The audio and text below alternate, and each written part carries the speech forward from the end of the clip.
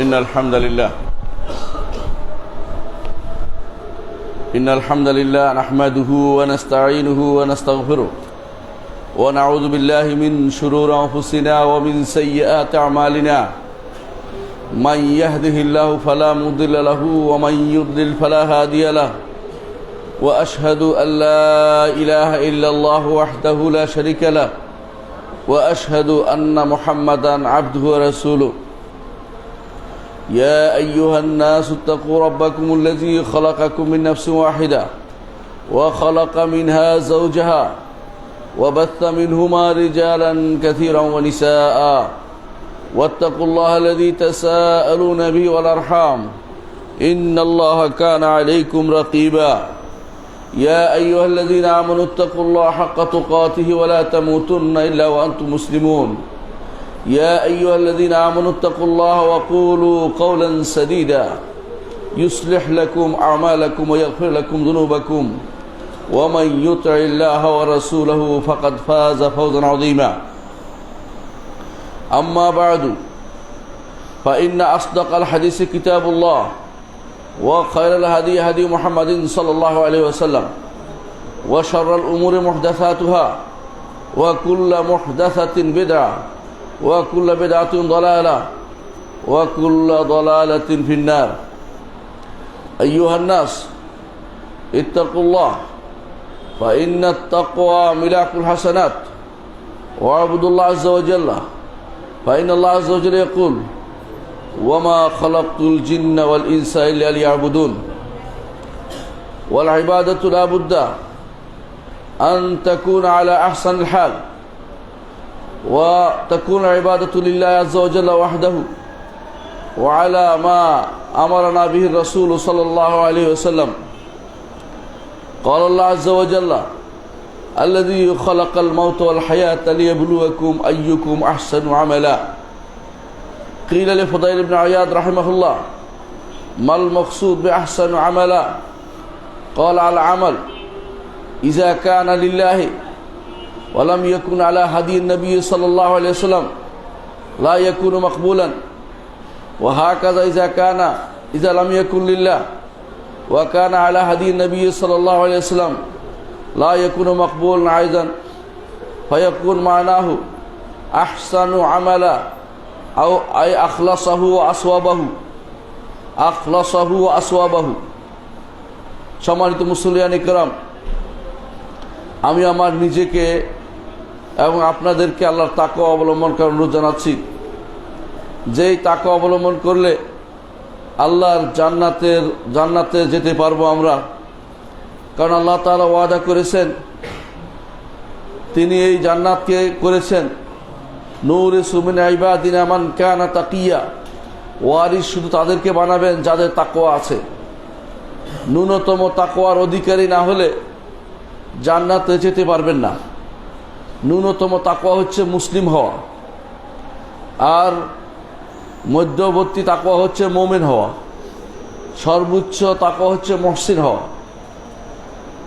একজন ঈমানদার প্রথমে মুমিন হয়, প্রথমে মুসলিম হয়, পরে মুমিন হয়, পরে মুহসিন হয়। এই তিনটি স্তরের মধ্যে দিন সীমাবদ্ধ।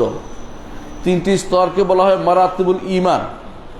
ঈমানদার যদি ফরজ ওয়াজিব যথাযথভাবে আদায় করে, তাহলে ফরজ ওয়াজিব যথাযথ আদায় করে কিন্তু গুনাহ খাতা করছে, আবার কখনো কখনো কিছু ফরজ ছুটেও যাচ্ছে, আবার ঠিক করে নিচ্ছে, কাজা করছে, এই ব্যক্তিকে বলা হবে মুসলিম। ঈমান ঠিক আছে কিন্তু আমলের সমস্যা হয়েছে। ঈমানিয়াতে ঠিক আছে, ঈমান এবং আরকানুল ঈমান তার ঠিক আছে, কোনো সমস্যা নেই, কিন্তু সমস্যা হয়েছে আমালের ক্ষেত্রে। কিছু করেছে, কিছু করেনি। খালাতু আমালান সালিহান ওয়া আখারা সাইয়্যা, কিছু নেক আমল করেছে, কিছু বদ আমল করেছে, এই ব্যক্তি হচ্ছে মুসলিম। এই ব্যক্তি হচ্ছে মুসলিম। সেই ব্যক্তি চিরস্থায়ী জাহান্নামী হওয়া থেকে মুক্ত। সেই ব্যক্তি চিরস্থায়ী জাহান্নামী হওয়া থেকে মুক্ত। সেই ব্যক্তি কোনো না কোনো দিন জান্নাতে যাবে, হয় সুপারিশের মাধ্যমে নেককারদের, অথবা নবীর সুপারিশ পাবে, অথবা তার নেক আমলের সুপারিশও তার জন্য হবে, অথবা তাকে আল্লাহ তাআলা বিশেষ দয়ায় জাহান্নাম থেকে 3 কোষ যাদেরকে বের করে আনবেন সেই কোষের ভিতরে ফেলে সে বেরিয়ে আসবে। কিন্তু ঈমান আছে এই ব্যক্তিকে কখনো জাহান্নামে চিরস্থায়ীভাবে রাখা হবে না। সুতরাং ঈমান আগে আপনাকে তাজা করতে হবে, ঈমানটাকে আগে চিনতে হবে, ঈমানটাকে আগে জানতে হবে। এ হচ্ছে প্রাথমিক স্তর, প্রথম স্তর। দ্বীনের এই স্তরে না থাকলে আপনার জন্য হতভাগা ছাড়া, হতভাগ্য ছাড়া কিছু অপেক্ষা করছে না। আপনার জন্য আখিরাতে আর কিছু প্রাপ্তি নেই, আপনার জন্য কোনো সুপারিশ হবে না, আপনি কোনো দিন জান্নাত দেখতে পাবেন না। এই ন্যূনতম স্তরটুকু আপনার রাখতে হবে। এই জন্য আমরা সবসময় আকীদার বিষয়টি গুরুত্ব দিয়ে থাকি, কারণ ঈমান ও আকীদা যদি ঠিক না হয় আপনার দুনিয়ার জীবনও ব্যর্থ, আখিরাতের জীবনও ব্যর্থ। আর যদি ঈমান ঠিক আছে, আমল ঠিক আছে, ঈমান ঠিক আছে, আমল ঠিক আছে, কোনো পরিবর্তন বেশি কিছু করে নাই, ফরজটা করেছে, ফরজ ওয়াজিবগুলো যথাযথভাবে করেছে, ঈমান কিন্তু ঠিক রেখেছে, ঈমানের কোনো ঘাটতি হয়নি কোনো বিষয়ে, ঈমান এবং আরকানুল ঈমানে। শুধু আমলের ক্ষেত্রে তিনি শুধু ফরজ করেছে, নফল আমল করেনি, এই ব্যক্তিকে বলা হয় মুমিন। এই ব্যক্তিকে বলা হয়, এই ব্যক্তি হচ্ছে মুমিন, মধ্যবর্তী স্তরে আছে। এই ব্যক্তি কখনো জাহান্নামে যাবে না, এই ব্যক্তি কখনো জাহান্নামে যাবে না, এই ব্যক্তি সফল হবে। আমার কথা নয়, সাইয়্যিদুল খালক মুহাম্মদুর রাসূলুল্লাহ সাল্লাল্লাহু আলাইহি ওয়াসাল্লাম সেটা বলেছেন। তিনি বলেছেন যে আফলাহা ইন সাদাকা, লোকটি যদি সত্য বলে থাকে অবশ্যই লোকটি সফল কাম হবে। ওই ব্যক্তি সম্পর্কে যে ব্যক্তি রসুলের দরবারে এসে বলেছিলেন, ইয়া রাসূলুল্লাহ, কি আমার উপর 5 ওয়াক্ত সালাত ফরজ করেছে? রসুল বললেন যে জি, অবশ্যই। লোকটি বলল যে আমি এর থেকে একটু বাড়াবো না, একটু কমাবো না। তারপর লোকটি বলল, ইয়া রাসূলুল্লাহ, আল্লাহ কি আমার উপর 1 মাস সওম ফরজ করেছে?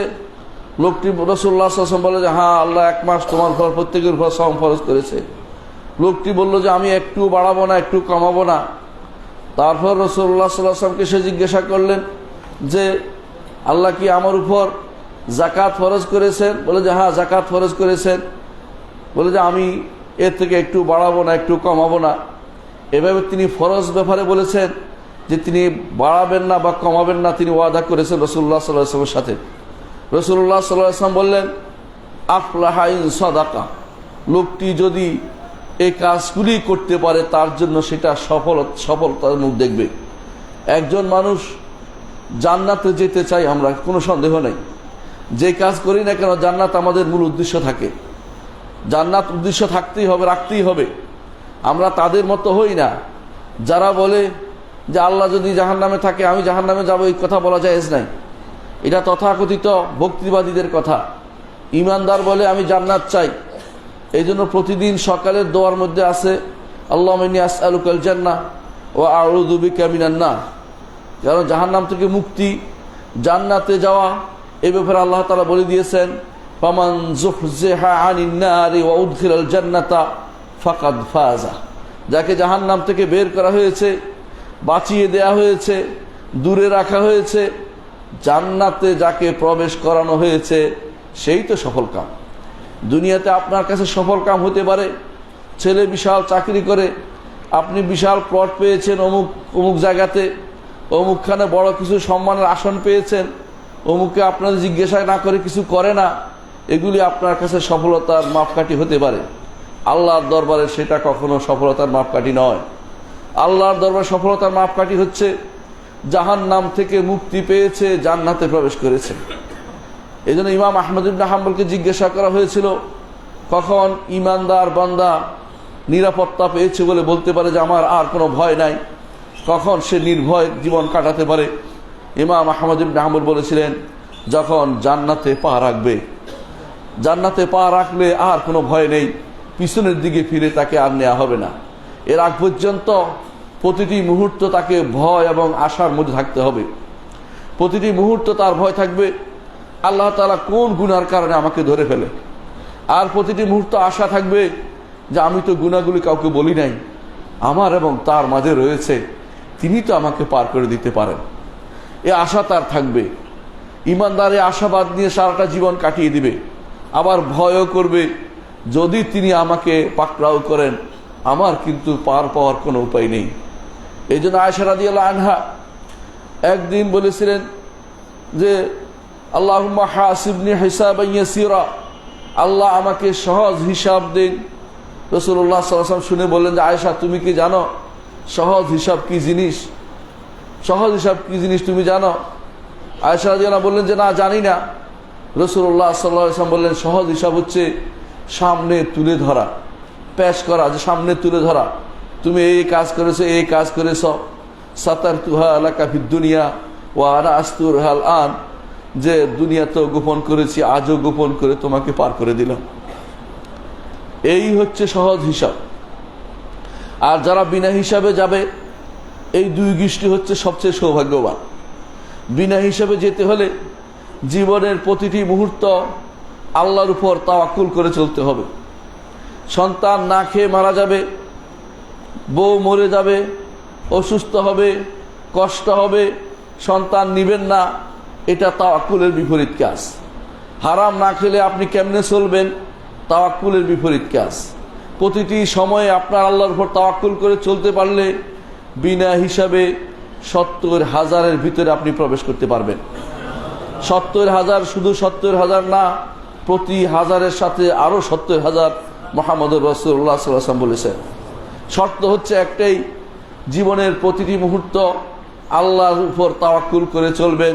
ওয়া আলা রাব্বিহিম ইয়াতাওয়াক্কালুন, ওয়া আলা রাব্বিহিম ইয়াতাওয়াক্কালুন। আগে যেগুলি বলা হয়েছে সবগুলি অর্থ এটা। হাদিসের ভিতরে আরো 3টি খাসলতের কথা বলা হয়েছে। সবগুলি উদ্দেশ্য একটাই, যে সে আল্লাহর উপর ভরসা করে চলে। হুমুল্লাযিনা লা ইয়াতাতায়্যারুন, তারা কুলক্ষণ নেয় না।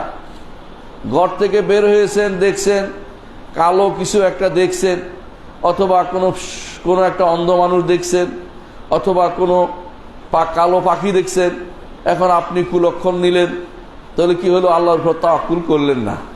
এই জন্য যারা এটা করবে তারা ৭০,০০০-এর ভিতরে প্রবেশ করতে পারবে না। আল্লাহর উপরে পূর্ণ তাওয়াক্কুল করতে হবে। হুমুল্লাযিনা লা ইয়াস্তারকুন, যারা মানুষের কাছে ঝাড় ফুঁক চেয়ে বেড়ায় না, আল্লাহর কাছে তারা সবসময় আশাবাদী হয়।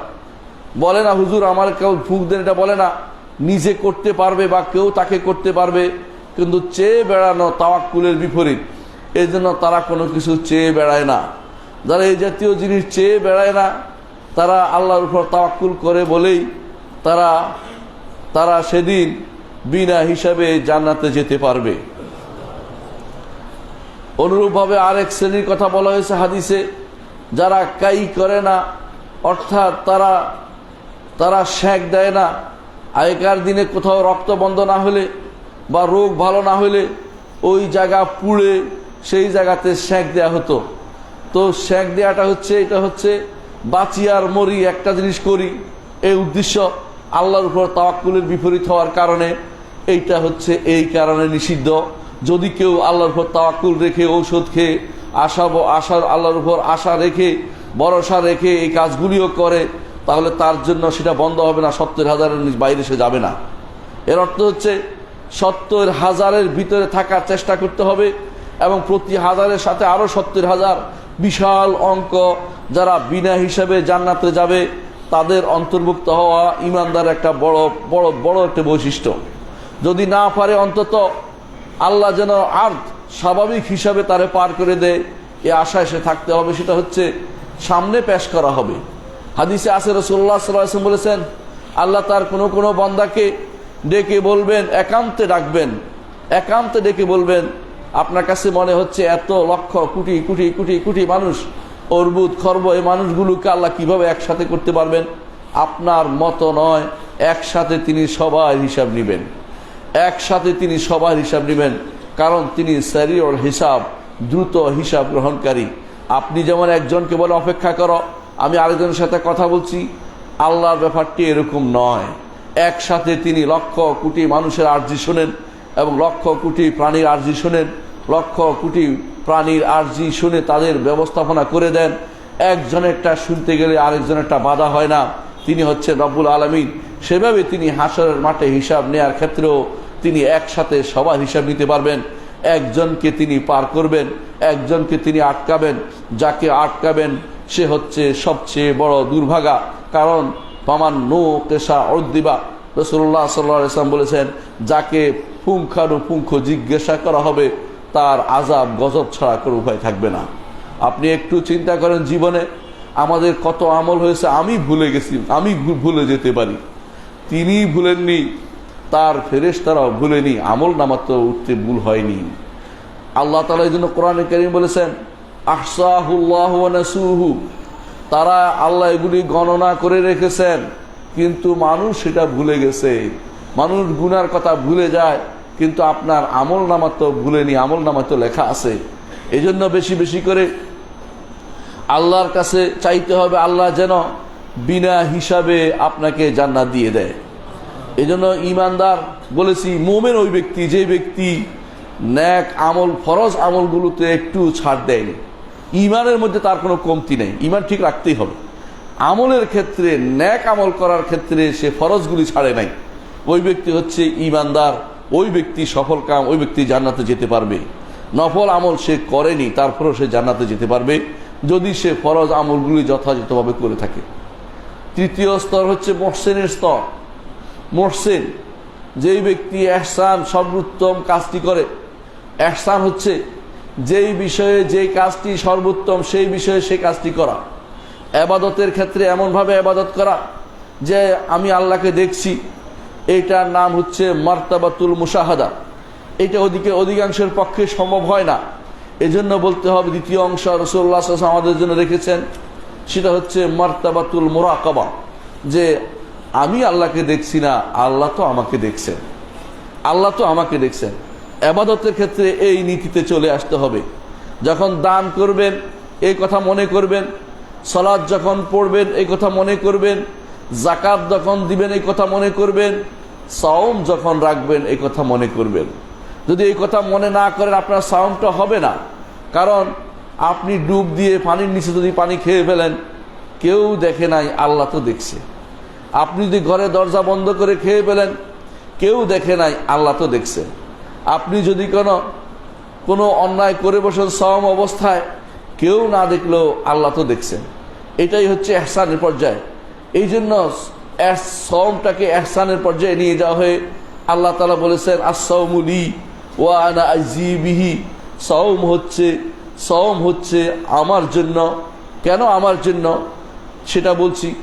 এবং হাদিসের কুদসিতে আল্লাহ তাআলা বলছেন, আস-সাওমু লি, আমার জন্য রাখা হয়, ওয়া আনা আজজি বিহি, আমি সেটার প্রতিদান দেব। এর কারণ হচ্ছে ইবনে কাইয়িম রাহমাতুল্লাহ আলাইহি বলেন, দুনিয়ার প্রত্যেকটি জিনিস হচ্ছে হাঁ বাসক। যেমন আপনি সালাত আদায় করেছেন, একটা কাজ করেছেন, আপনি যাকাত দিয়েছেন, একটা জিনিস দিয়েছেন, হজ করেছেন, একটা কিছু করেছেন, কিন্তু সাওম হচ্ছে না বাসক। আপনি খান নাই, আপনি পান করেন নাই, আপনি স্ত্রী সহবাস করেন নাই, আপনি কোনো অন্যায় জড়িত হন নাই, এর অর্থ হচ্ছে নো। ফেরেশতা বলে আমি নো কি লিখবো, করে নাই কতক্ষণ লিখবো? আল্লাহ তাআলা বলেন তোমার লেখার প্রয়োজন নেই। আস-সাওমু লি ওয়া আনা আজজি বিহি, আমার জন্য বান্দা রাখে, আমি তার সেটার যাজা দেব। অর্থাৎ আপনি ফেরেশতা খুঁজে পায় না কি লিখবে, আল্লাহ বলে তোমার লেখার প্রয়োজন নেই, লেখার দায়িত্ব আমার রয়েছে, সেটা আমি ব্যবস্থাপনা করবো। তার জন্য কি হয়? কারণ এটা সর্বোচ্চ ইহসান। এই জন্য ইন্নামা ইউওয়াফাস সাবিরুনা আজরাহুম বিগাইরি হিসাব, বিনা হিসাব তাদেরকে দিবেন। সাবিরের অর্থ করা হয়েছে তাফসিরে আস-সাইমুন, যারা সাওম পালন করে তাদের সওয়াব অনেক বেশি হয়। সালফে সালেহিন দুটি কাজে সবচেয়ে সময় বেশি দিতেন। আপনারা জানেন, রাতের বেলা তারা তাহাজ্জুদ পড়তেন, কেউ না দেখে মতে। তারাবি অনেকেই দেখে, তাহাজ্জুদ কেউ দেখে না। না দেখাটা আল্লাহর কাছে বেশি প্রিয়। রাতের বেলায় তাকে ভালোবেসে কম ব্যক্তি দাঁড়াতে পারে, খুব কম ব্যক্তি দাঁড়াতে পারে। দাঁড়াইলেও বলতে ইচ্ছা করে কারো কাছে, বললেই সেটা শেষ হয়ে যায়। কিন্তু সাওম, দিনের বেলা তারা সাওম রাখতেন। আর সাওম এমন জিনিস বললেও লাভ নাই যদি কোনো আসলে না করে থাকেন। আসলে করলেও এটাকে দেখানোর কিছু নাই, কারণ খায় না দেখাবেন কি করে, পান করে না দেখাবেন কি করে, দেখানোর কিছু নাই। এই জন্য ইহসানের পর্যায়ের একটি ইবাদত হচ্ছে সাওম, বিশেষ করে যদি নফল সাওম হয়। সেই জন্য যে ব্যক্তি ঈমানিয়াতটা পূর্ণ করেছে, ঈমান এবং ঈমানের রোকনগুলি পূর্ণ করেছে, ফরজ আমলগুলি পূর্ণ করেছে, নফল ইবাদতগুলি পূর্ণ করেছে, বেশি করে করেছে, সেই ব্যক্তিকে বলা হয় মুহসিন। সেই ব্যক্তিকে বলা হয় মুহসিন, ইহসানকারী।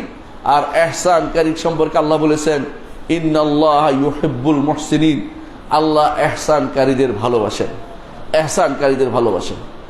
প্রশ্ন হচ্ছে, ঈমানদার 3 স্তরের ভিতরে কোন স্তরে আমরা আছি? আমি আপনি সবাই নিজেকে প্রশ্ন করি, কোন স্তরে আমরা আছি? বেশিরভাগ মানুষই আমরা কিন্তু প্রথম স্তরে আছি, মুসলিম স্তরে আছি। মুমিন এবং মুহসিন স্তরে পৌঁছতে হলে ইবাদত করতেই হবে, কারণ আমাদের ফরজ ইবাদতগুলোতে যথাযথ আমরা হক আদায় করে করতে পারি না। ওই সাহাবীর মতো নয় যে সাহাবী করতে পারতেন, আমরা তাদের মতো হতে পারি না।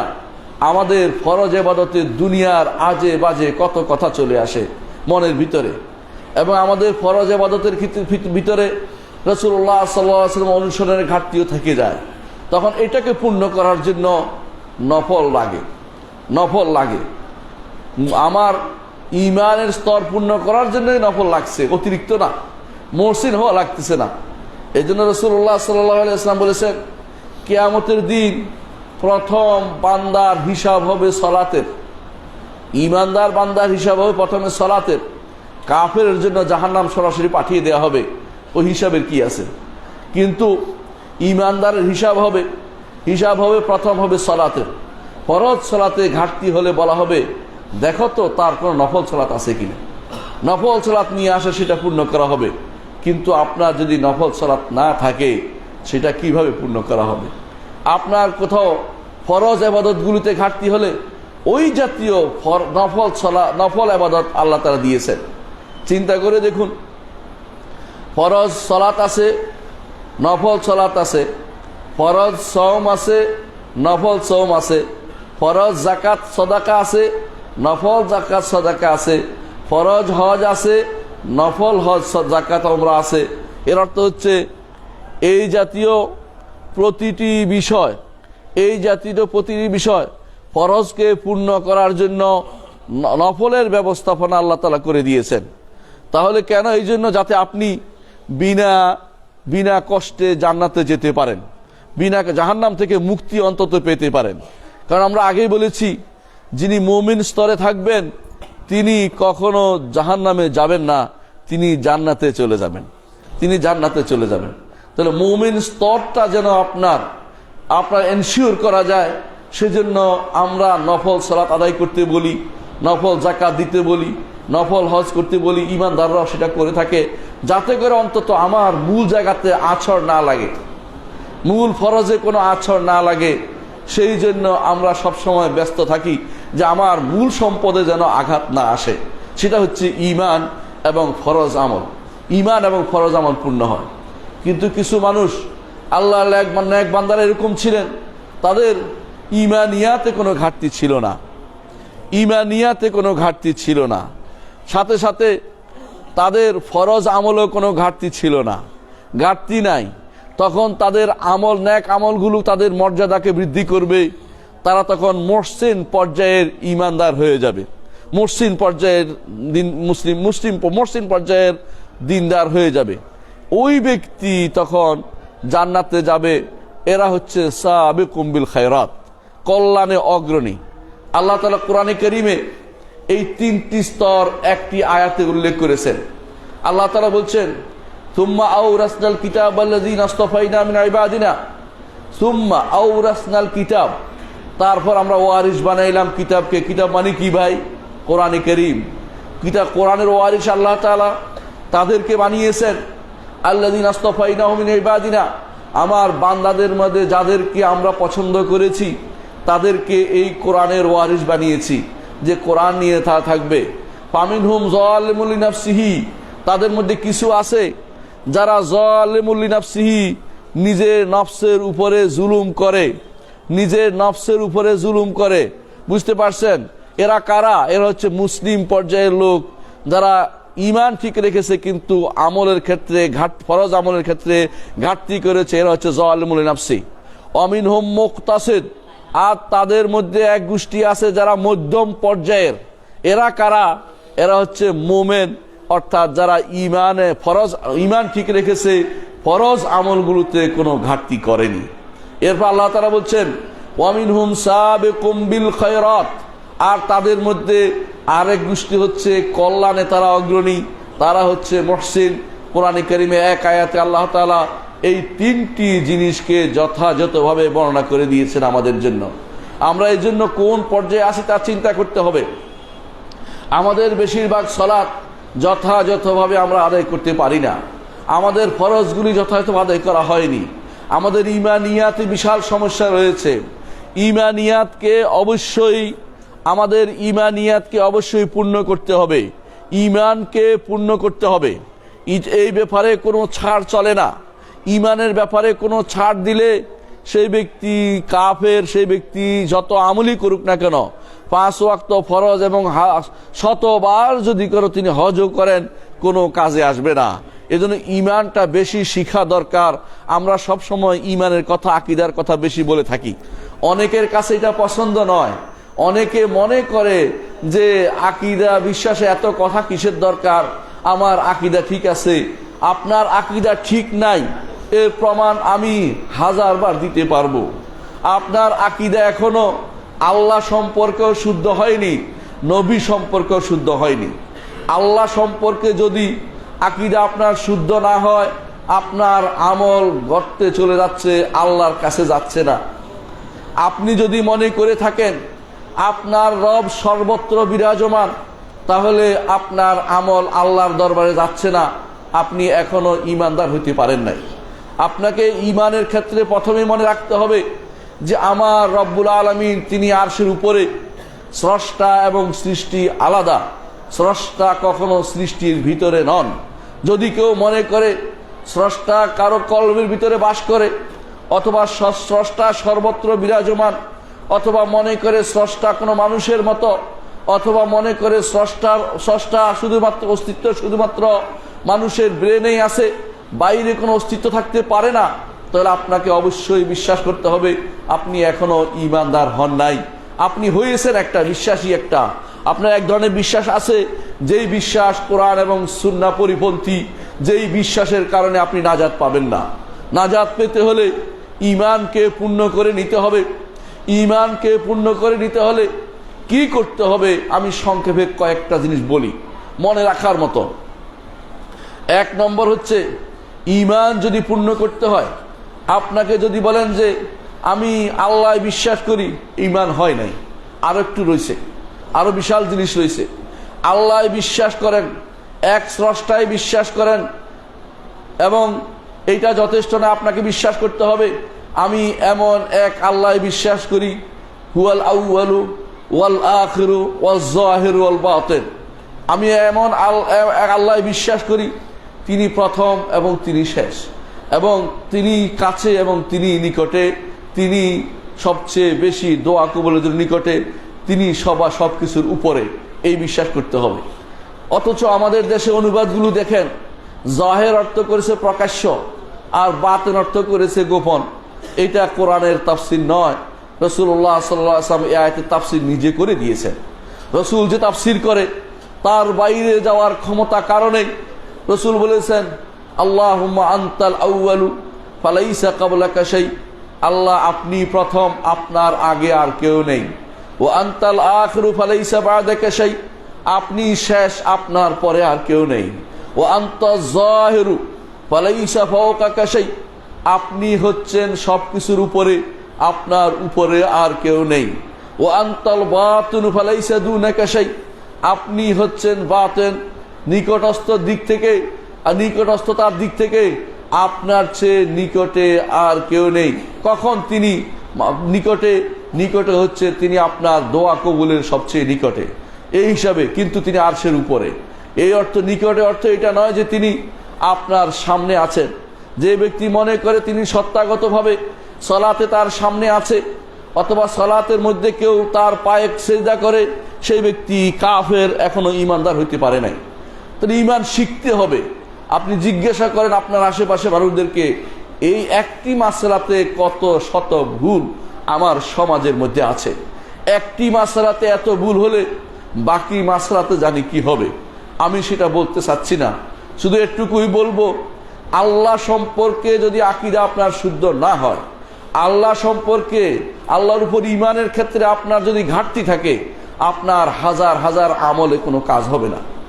ঈমানটাকে আগে মজবুত করতে হবে, ঈমানটাকে আগে জানতে হবে।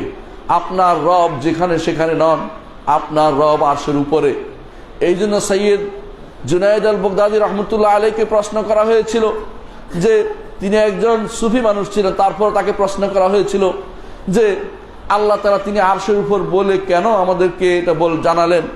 তখন তিনি বলেছেন যে যাতে করে সালেক আল্লাহর পথে যে চলে সেজন্য বিক্ষিপ্ত না হয়ে যায়, সেজন্য আল্লাহকে কোথায় খুঁজবে সেই চিন্তায় ব্যস্ত না হয়ে পড়ে, বরং সেজন্য এক জায়গায় আল্লাহকে তিনি আরশের উপরে রয়েছেন, কিভাবে আছে সেটা বলার আপনার দরকার নেই।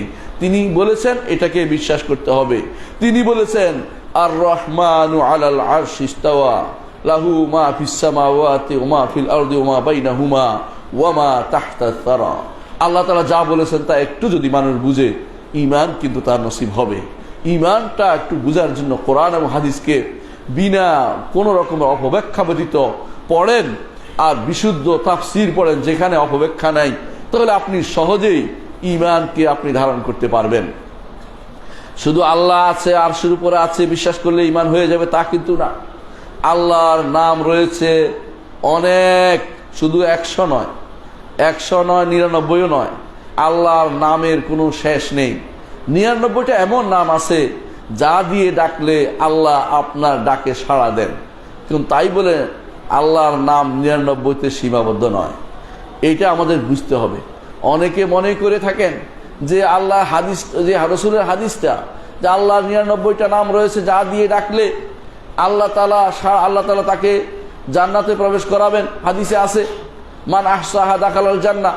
আবার কেউ কেউ ইহসার অর্থ করছে গণনা করা, সে বসে বসে ইয়া আল্লাহ ইয়া রহমান ইয়া রাহিম পড়তেছে। এটা কিন্তু হাদিসের উদ্দেশ্য না, সাহাবায়ে কেরাম সেটা করেননি।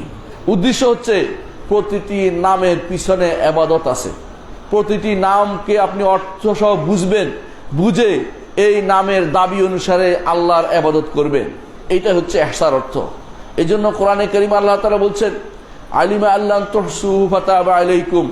আল্লাহ তাআলা জানেন যে তোমরা তাহাজ্জুদের সালাত যথাযথভাবে ফরজ হিসাবে আদায় করতে পারবে না, সেই জন্য যথাযথভাবে আদায় করার নাম হচ্ছে ইহসা, শুধু গণনা করা নয়। অনেকে যদি না বুঝে থাকেন কোরআন আয়াত থেকে বুঝে নেন যথাযথভাবে আদায় করা।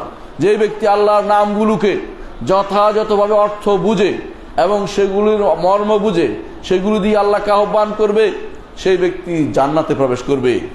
এই ওয়াদা আল্লাহ রসুল সাল্লাল্লাহু আলাইহি ওয়াসাল্লাম আমাদেরকে জানিয়েছেন যে আল্লাহর পক্ষ থেকে ওয়াদা রয়েছে। শুধু গণনা করা নয়, কেউ যদি বলে ইয়া আল্লাহ ইয়া রহমান ইয়া রাহিম ইয়া হাইয়্যু ইয়া কাইয়্যুম গণে ফেললো, ওই গণনা দিয়ে জান্নাতে যাওয়া যাবে না। কারণ গণনা করা উদ্দেশ্য নয়, উদ্দেশ্য হচ্ছে যথাযথভাবে হক আদায় করা, যথাযথভাবে হক আদায় করা। এটাই হচ্ছে ইহসার অর্থ, এ হচ্ছে নাম। তাছাড়া আল্লাহর হাজার হাজার গুণ রয়েছে, কোনো গুণকে অস্বীকার করবেন না, বরং আল্লাহর গুণের ওসিলা দিয়ে আল্লাহর কাছে দোয়া করবেন। রাসূলুল্লাহ সাল্লাল্লাহু আলাইহি ওয়াসাল্লাম হাদিসটি মনে আছে কি আপনাদের? তিনি বলেছিলেন কেউ যদি কোথাও ব্যথা হয়, তার শরীরে কোথাও ব্যথা হয়, সে যদি সেখানে হাত দিয়ে বলে আউযু বিল্লাহি ওয়া কুদরাতিহি মিন শাররি মা আজিদু ওয়া উহাদির, তাহলে সেখানে যদি কোনো বারবার বলতে থাকে, হাদিসে 7 বারের কথা এসেছে, তাহলে সেই ব্যথা চলে যাবে। রাসূলুল্লাহ সাল্লাল্লাহু আলাইহি ওয়াসাল্লাম এই হাদিসটি আমরা পরীক্ষা করে দেখেছি, অনেক উপকার আমরা পেয়েছি। সেটাও আপনার হিসনুল মুসলিম গ্রন্থে পেয়ে যাবেন। আউযু বিল্লাহি ওয়া কুদরাতিহি এক বর্ণনায় আসছে, আরেক বর্ণনায় আসছে আউযু বিইজ্জাতিল্লাহি ওয়া কুদরাতিহি। বিশুদ্ধ বর্ণনা হচ্ছে আউযু বিল্লাহি ওয়া কুদরাতিহি। আর দ্বিতীয় বর্ণনাটা সনদের দুর্বলতা রয়েছে, সেজন্য সেটা বললাম না। আল্লাহর নামগুলোকে যেভাবে নামগুলো দিয়ে তাকে ডাকবেন, গুণগুলোকে সেভাবে উপলব্ধি করবেন, সেগুলো ওসিলা দিয়ে দোয়া করবেন। আল্লাহ আপনি রহমতের আধার, আল্লাহ আপনি ক্ষমাশীল, আপনাকে আমাকে ক্ষমা করে দিন। আল্লাহ আপনার ইজ্জতের ওসিলা দিয়ে চাচ্ছি, আল্লাহ আপনার রহমতের ওসিলা দিয়ে চাচ্ছি। সেটাই হচ্ছে ইমানদারের কাজ। সারাক্ষণ অবগাহন করবে, সারাক্ষণ ডুবে থাকবে আল্লাহ তাআলার যে গুণগুলো আছে, এই গুণগুলোর প্রভাবের উপরে সে টিকে থাকবে। আল্লাহর রহমতের প্রভাবে সে টিকে আছে। মনে রাখবেন, হাদিসে এসে রাসূলুল্লাহ সাল্লাল্লাহু আলাইহি ওয়াসাল্লাম বলেছেন, আল্লাহ তাআলা 100টা রহমত সৃষ্টি করেছেন। এর অর্থ কি? আল্লাহ তাআলার কোনো গুণ মানুষের কাছে নাই। মানুষ যে রহমত করে এটা আল্লাহর গুণ নয়, এটা সৃষ্ট গুণ। মানুষ যে সম্মান পেয়েছে এটা আল্লাহর সম্মান জিনিস নয়, এটা সৃষ্ট সম্মান। মানুষ যে জ্ঞানের অধিকারী হয়েছে, সৃষ্ট জ্ঞান, আল্লাহর জ্ঞান নয়। আল্লাহ তাআলার শুধু একটা জিনিস আমাদের কাছে আছে, সেটা হচ্ছে কোরআনে কারীম। তার বাণীটা শুধু আমাদের কাছে আছে, আর আল্লাহর কোনো কিছু সৃষ্টির কারো কাছে নাই। সৃষ্টি যাই পেয়েছে তার রহমত গুণের প্রভাবে, তার রহমত গুণের প্রভাবে দুনিয়াতে তিনি রহমত সৃষ্টি করেছেন 100টি সৃষ্টি করে একটা তিনি দুনিয়াতে ঢেলে দিয়েছেন। এতেই বাবা মার প্রতি মহব্বত আছে, ছেলে সন্তানের প্রতি বাবার প্রতি বাবার মহব্বত আছে, এবং প্রাণীকুল পর্যন্ত একে অপরের প্রতি রহমত করে। আপনারা সেটা ভালো করে দেখেছেন, কিভাবে বাচ্চা যখন দুধ খায় তখন প্রাণীকুল পর্যন্ত তার একটা পা উপরে উঠিয়ে রাখে। কি জন্য? বাচ্চার গায়ে পা পড়বে, বাচ্চা ব্যথা পাবে, অথচ সে কিছুই বুঝে না। এটা আল্লাহ তাআলা ঢেলে দিয়েছেন তার অন্তরে। এটা আল্লাহর রহমত। মানুষের ভিতরে যত ভালো গুণ আছে, সমস্ত ভালো গুণ আল্লাহর গুণের প্রভাব। এটা আল্লাহর কোনো গুণ মানুষের কাছে নেই, সেটা আমাদেরকে জানতে হবে। আল্লাহর গুণের একমাত্র গুণ যা আমাদের কাছে আছে সেটা হচ্ছে কোরআনে কারীম। যত পড়বেন তত আল্লাহর নৈকট্য লাভ করবেন। রমাদান আসছে, রমাদান মাসে আপনার দায়িত্ব হবে বেশি বেশি করে এই গুণটির চর্চা করা। সালফে সালেহিনের জন্য কোরআন পেলে চুমু দিতেন আর বলতেন, কালাম রব্বি, আমার রবের বাণী, আমার রবের বাণী। চিন্তা করে দেখুন, কিছুই দেয় নাই, বাণী দিয়েছেন। কারণ এই বাণীর অনুসরণ করলে আবার সেই জান্নাতে যেতে পারবেন যে জান্নাত থেকে বিতাড়িত হয়েছে। আল্লাহ তাআলা যখন দুনিয়াতে আদমকে পাঠিয়েছেন তখন বলে দিয়েছেন, ইম্মা ইয়াতিয়ান্নাকুম মিন্নী হুদান ফামান তাবিআ হুদায়া ফালা খাউফুন আলাইহিম ওয়ালা হুম ইয়াহজানুন। আমার পক্ষ থেকে হেদায়েত যাবে, তোমাকে দুনিয়াতে পাঠাচ্ছি, তবে আমার পক্ষ থেকে তোমার কাছে হেদায়েত যাবে।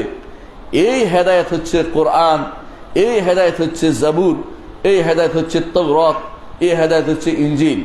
তাদের কিতাব তারা হারিয়ে ফেলেছে, কিন্তু কোরআন এবং সুন্নাহ রাসূলুল্লাহ সাল্লাল্লাহু আলাইহি ওয়াসাল্লামের পক্ষ থেকে যে আদর্শ ওয়াহী, সেটা হারিয়ে যায়নি, সেটা সংরক্ষিত রয়েছে।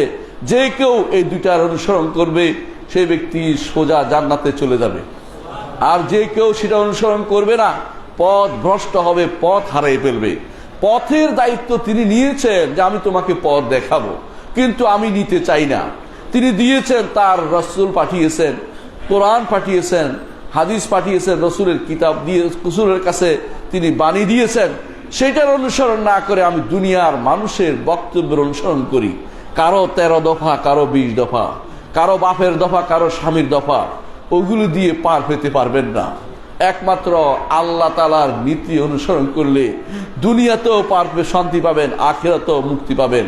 আর যদি কোনো কিছু আল্লাহর বিরোধী হয়, সেটা যদি অনুসরণ করেন, পথ হারিয়ে ফেললেন। যেই পথে আপনাকে চলতে হবে। দুনিয়াতে যেই কাজ করে আবার জান্নাতে যাওয়ার জন্য আল্লাহ আদমকে ওয়াদা করেছেন, পাঠিয়ে দিয়েছেন। একটি পদস্খলনের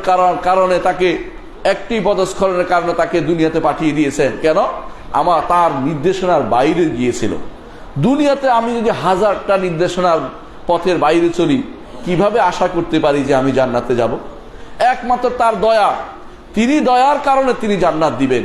তিনি বলেছেন, দয়া করে বিভিন্ন সুপারিশের মাধ্যমে রসুল 8 রকমের সুপারিশ করবেন। বান্দার নেক আমল তার জন্য সুপারিশ করবে।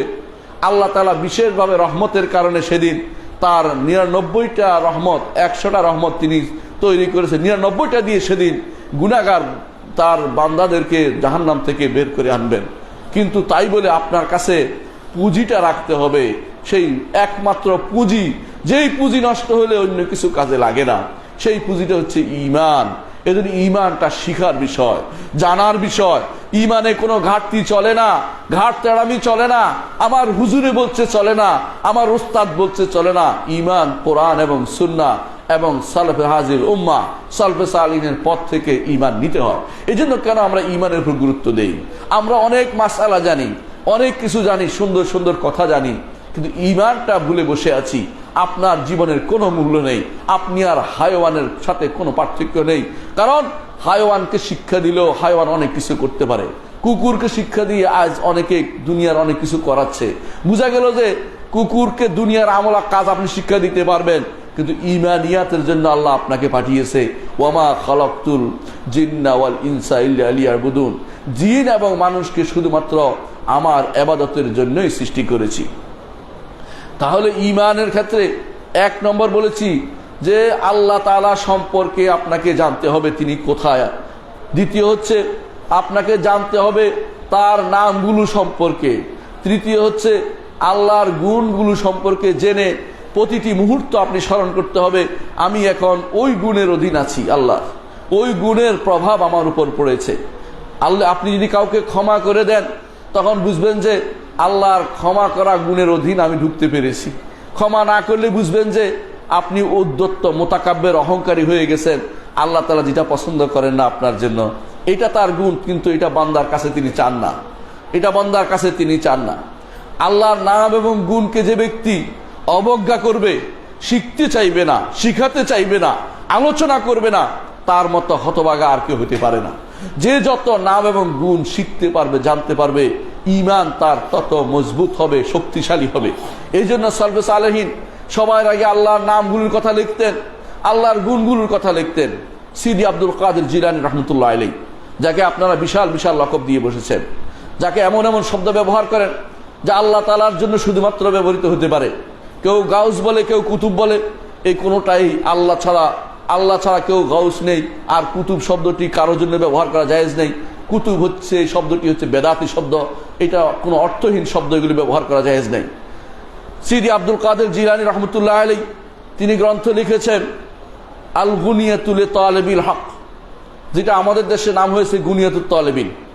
এই গ্রন্থটির মধ্যে তিনি আল্লাহর নামগুলি এনেছেন, আল্লাহর গুণগুলি এনেছেন এবং বলেছেন আল্লাহ আরশের উপরে। যে ব্যক্তি এটা বিশ্বাস করবে না তার ঈমান নাই। তিনি বলেছেন, তিনি হচ্ছেন সিদি আব্দুল কাদের জিলানী। তার অনুসারী সুফিরা বলে আমি আমার কলবের দিকে মুতাওয়াজ্জহ আছি। নাউজুবিল্লাহ। কেন কলবের দিকে মুতাওয়াজ্জহ থাকবেন? আপনি তো আল্লাহর দিকে মুতাওয়াজ্জহ হবেন, কেবলার দিকে মুতাওয়াজ্জহ হবেন। মুতাওয়াজ্জিহিনা সালাতের সময় কেবলার দিকে, অন্য সময় আল্লাহর দিকে, উপরের দিকে আপনার হাত থাকবে। হাত উপরের দিকে উঠবে কেন? আল্লাহ তাআলা উপরে, তিনি উপরে বলেই হাত উপরের দিকে উঠবে। তিনি উপরে বলেই রাসূল মেরাজের রাত্রিতে 7 আসমান ভেদ করে উপরে গিয়েছেন। আর যদি আপনি মনে করেন তিনি সর্বত্র বিরাজমান, আপনি ঈমানদার হতে পারলেন না, আপনি কুফরিতে লিপ্ত হয়ে থাকলেন, আল্লাহকেও চিনলেন না, আপনার ইবাদত কোনো মূল্য হলো না। আপনি যতই সালাত আদায় করেন আল্লাহর দরবারে সেটা কবুল হবে না। কারণ আপনি কার ইবাদত করছেন? আপনি এমন এক সত্তার ইবাদত করছেন যিনি আসলেই সেই আল্লাহ নয় যে আল্লাহর কথা পরিচয় কোরআন এবং সুন্নাহ আসছে এবং সাহাবায়ে কেরাম বলেছেন, সালফে হাজির উম্মাহ যেগুলো আলোচনা করেছেন। এগুলিতে ঈমান যথেষ্ট হয়ে গেছে? না, আরো রয়ে গেছে। আল্লাহর নাম এবং গুণ জানার পরে আল্লাহ তাআলার কর্ম জানতে হবে। তিনি কি করেছেন? ক্রিয়েশন, যাবতীয় ক্রিয়েশন, যাবতীয় সৃষ্টি আল্লাহর কর্ম, যাবতীয় সৃষ্টি আল্লাহর কর্ম। আপনি, আমি, এমনকি পোকামাকড়, এমনকি উদ্ভিদ যা আপনি দেখেন না, লক্ষ কোটি প্রাণী সমুদ্রের অভ্যন্তরে রয়েছে যেগুলি আপনি কোনোদিন দেখেন নাই, মানুষ আজ খুব কমই আবিষ্কার করতে পেরেছে। এ তো একটি সমুদ্র, পৃথিবী নামক, পৃথিবীর সাথে সংশ্লিষ্ট সমুদ্র।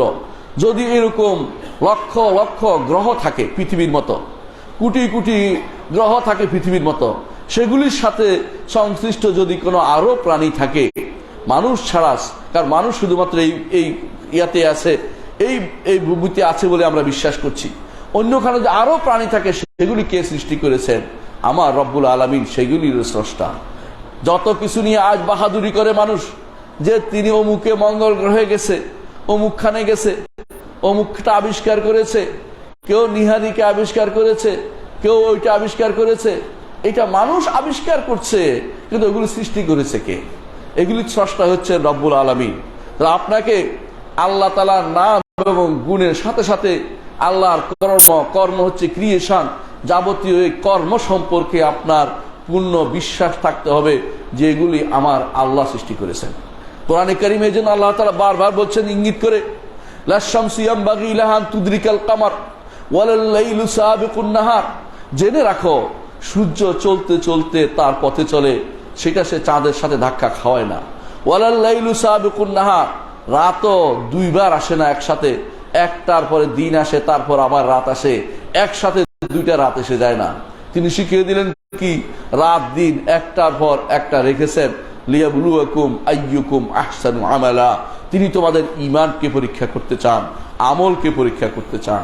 তাহলে দেখা গেল যে আপনাকে ক্রিয়েশন আল্লাহর যে কর্ম, এটার উপর বিশ্বাসী হতে হবে। আপনার কর্ম আল্লাহ সৃষ্টি করেন।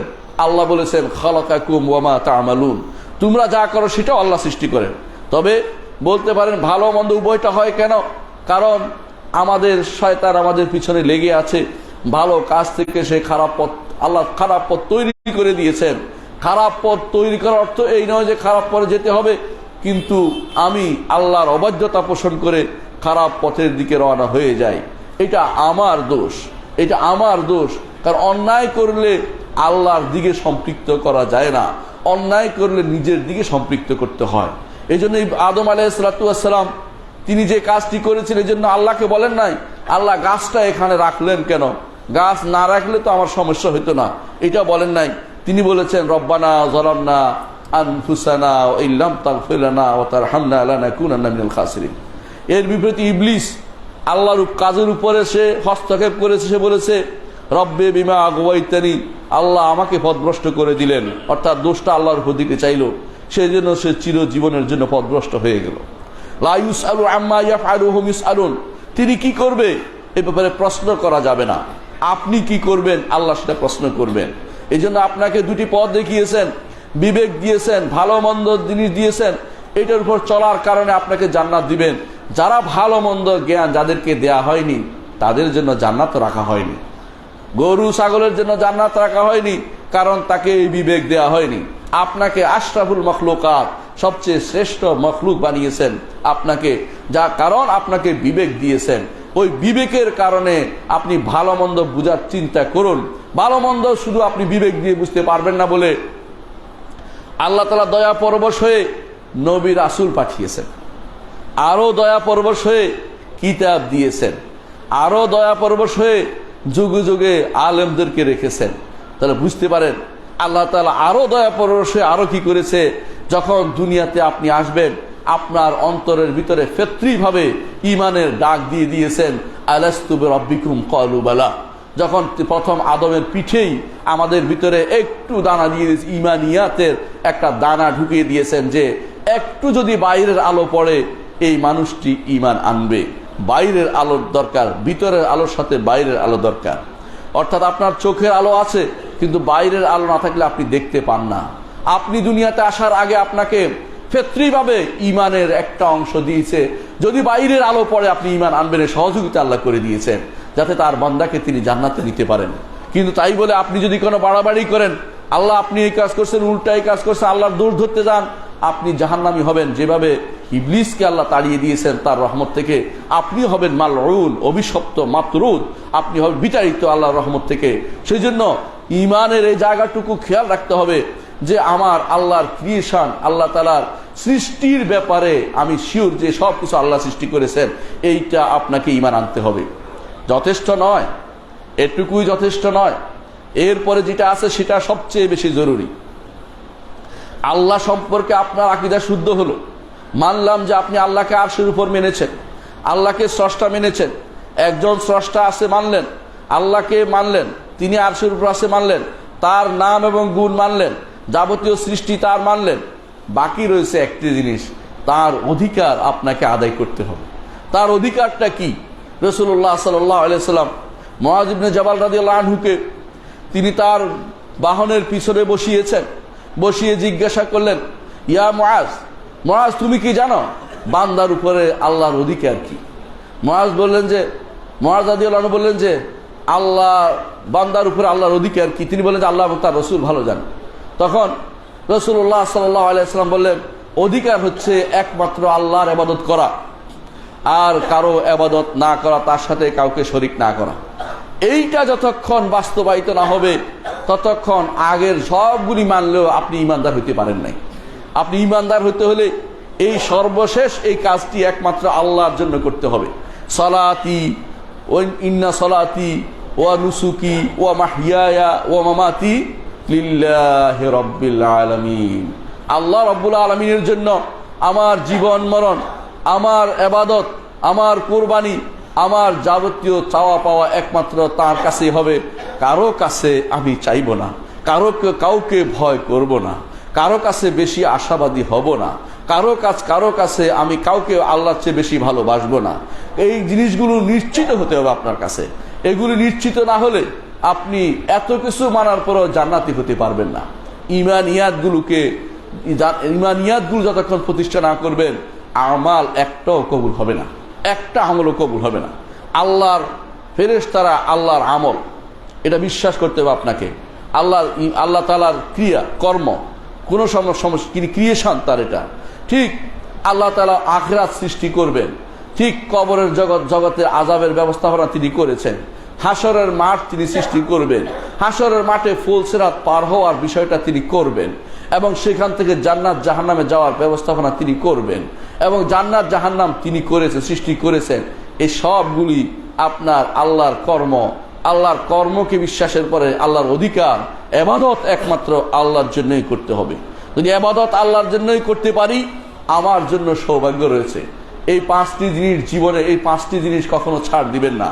পাঁচটি জিনিস আবারও বলছি, আল্লাহর সত্তা, আল্লাহর নাম, আল্লাহর গুণ, আল্লাহর কর্ম, আল্লাহর অধিকার, এগুলোকে কোনো রকমের ছাড় চলে না। একটি বিন্দু যদি আপনি ছাড় দেন, আপনি মুশরিক হয়ে যাবেন, আপনার অন্য সব কিছু কোনো কাজে লাগবে না। এই পাঁচটি জিনিস মুখস্থ করে রাখতে হবে, যে এই পাঁচটি জিনিসে আমি আমার নিজেকে বুঝাবো, আমি আমার সন্তানকে বুঝাবো, আমি আমার প্রতিবেশীকে বুঝাবো, মসজিদের মুসল্লিদেরকে বুঝাবো। এই জায়গাতে কোনো ছাড় চলে না। ইমানিয়াতের ক্ষেত্রে কোনো ছাড় চলে না। এই ইমানিয়াতের কিছু মাসআলা আছে, ওই হালকা মাসালাগুলোতে মতভেদ থাকতে পারে, কিন্তু এই জায়গা যেগুলি আমি বলেছি এগুলিতে কোনো মতভেদ চলবে না। এগুলিতে মতভেদ যে ব্যক্তি ঢুকাবে সেই ব্যক্তি পথভ্রষ্ট, সেই ব্যক্তি আপনাকে বিভ্রান্তির পথে নিয়ে যাচ্ছে, সেই ব্যক্তি আপনাকে কোরআন এবং সুন্নাহর পথে রাখছে না, ইমামদের পথে রাখে না। আবু হানিফা, মালিক, শাফি, আহমদ এই পথের পথিক ছিলেন। সবাই ইমাম বুখারী, মুসলিম, আবু দাউদ, নাসাই, ইবনে মাজাহ, তিরমিজি, এরা এই পথের পথিক ছিলেন। আমাদের ইমামরা এই পথের পথিক ছিলেন। কেউ যদি ভুল করে থাকে এই পথের পথিক, আমরা জানি না, ইমানিয়াতে ভুল চলে না। তার ইসলামিয়াত অর্থ আমলগুলোর ক্ষেত্রে যদি কেউ মনে করে তার সালাতের মধ্যে ত্রুটি হয়েছে, তাহলে অন্য কেউ সুপারিশ করতে পারবে তাকে, কিন্তু সালাত পড়ে নাই ওইটাও চলবে না। কারণ সালাত হচ্ছে ইমানের পরিচয়, সালাত হচ্ছে ইমানের পরিচয়। আপনি যে সালাত নাই, ইমান আছে বুঝার কোনো উপায় নাই। কারণ আপনার যে বাহ্যিক আমল থাকে, একটা বাহ্যিক আমলের মধ্যে সালাতকে ইমানের পরিচয় হিসেবে রাখা হয়েছে, বাহ্যিক আমলের মধ্যে সালাতকে। এই জন্য সালফে সালেহিন এটাই বলতেন। ইমাম আব্দুল্লাহ ইবনে শাকিক রাহমাতুল্লাহ আলাইহি তিনি বলছেন, আমি আদরাকতু সালাসিন মিন আসহাবিন নবী সাল্লাল্লাহু আলাইহি ওয়াসাল্লাম, আমি রাসূলুল্লাহ সাল্লাল্লাহু আলাইহি ওয়াসাল্লামের 30 জন সাহাবী পেয়েছি, প্রত্যেকেই বলছে সালাত ত্যাগ করলে ইমানদার নয়, সালাত ত্যাগ করলে কেউ ইমানদার হতে পারে না। এখানে কাফারা বলা হয়েছে, কাফার অর্থ কাফের হয়ে গেছে, কুফরি করছে না। কুফরুন বললে কুফরি হয়। আমাদের অনেক ভাই অনুবাদের ক্ষেত্রে ভুল করেন এবং ভয়ে ভয়ে অনুবাদ করেন যে কাফের বলে ফেললাম কিনা। ব্যক্তিগত আপনি কাফের বলেননি, এই জন্য ব্যাপক হুকুম বলতেই পারেন যে ব্যক্তি সালাত ত্যাগ করে সে কাফের। কিন্তু একজন ব্যক্তিকে বলার আগে দুটি জিনিস লাগে, দুটি জিনিস বলতে হয়, 3, 4, 5টা জিনিসের বাধা অতিক্রম করতে হয়, বুঝেন কিনা। কোনো ব্যক্তিকে যখন বলবেন যে তুমি কাফের, তখন বলতে পারবেন না, তখন কয়েকটা জিনিস লাগবে। 1 নম্বর হচ্ছে তার উপর প্রমাণ প্রতিষ্ঠা করতে হবে, ভাই এইটা কিন্তু সালাত ত্যাগ করা কাফের, কুফরি, কোরআন এবং সুন্নাহ দলিল পেশ করে তাকে জানাবেন। তার সন্দেহ থাকলে দূর করবেন। এই দুটি শর্ত পূরণ করতে হবে কাউকে, ব্যক্তিকে কাফের বলার আগে। আর ব্যক্তিকে কাফের বলার আগে 5টা বাধা দূর করতে হবে। 1 নম্বর হচ্ছে ব্যক্তি মূর্খ কিনা, কোন না জানে করেছে কিনা। 2 নম্বর অর্থ ভুলে করে ফেলেছে কিনা। 3 নম্বর অর্থ তাবিল করে করছে কিনা, তাকে জোর করে করা হয়েছে কিনা। 4 নম্বর। তারপরে 5 নম্বর হচ্ছে সে কোনো বাপ দাদার অনুসরণ করে চলছে, না জেনে বাপ দাদার অনুসরণ তাকলিদ করে চলছে কিনা, এইগুলি কারণে মানুষকে হঠাৎ করে ধরেই কাফের বলা যায় না, কিন্তু ব্যাপকভাবে বলা যাবে যে ব্যক্তি এইটা জানে না সে কাফের, যে ব্যক্তি এইটা করবে সে কাফের। কারণ এভাবেই চলে আসছে কোরআন এবং সুন্নাহর নির্দেশনা। এই জন্য দেখবেন বলছে মান তারাকা সালাতা ফাকাদ কাফারা, মান তারাকা সালাতা মুতাআম্মিদান, কেউ যদি ইচ্ছাকৃত সালাত ত্যাগ করে কাফের হবে। কেন বলা হয়েছে? কারণ এটা তো বলতেই হবে, এটা না বললে তো মানুষ কোনোদিন শুদ্ধ হবে না। কিন্তু ব্যক্তিকে বলার আগে আপনাকে কিছু শর্ত পূরণ করতে হবে। তাই এই জন্য আমাদের সমস্যা হচ্ছে, যারা আজ বাতিল ফেরকা, বিশেষ করে খারেজি মার্কার লোকেরা, তারা ব্যক্তিকে তাকফির করে। তারা জানে না যে ব্যক্তিকে তাকফির করার আগে, কাফের বলার আগে শর্ত পূরণ করতে হয়। এটা যুগ যুগ ধরে আলেমরা করে আসছে, এই শর্ত আপনাকে মেনে চলতে হবে। সুতরাং এটাই আমাদের ব্রত হোক যে আমরা ঈমানিয়াতকে পরিপূর্ণভাবে শিখব এবং ইসলামিয়াতকে এবং আদায় করার চেষ্টা করব। মুসলিম থেকে মোমেন হব, মোমেন থেকে মহসিন হব, এবং আমরা এই মহসিনের দরজা ধরে রাখব, যাতে করে আল্লাহর মহব্বত পেতে পারি। আল্লাহর মহব্বত পাওয়া ব্যক্তির জন্য আর কারো মহব্বতের প্রয়োজন হয় না, কারণ যার জন্য আল্লাহ আছে তার জন্য সব হয়ে গেছে। আকুলু কাউলি হাযা ওয়া আস্তাগফিরুল্লাহ লি ওয়া লাকুম ওয়া লিসাইরিল মুসলিমিন ফাস্তাগফিরু ইন্নাহু হুয়াল গাফুরুর রহিম।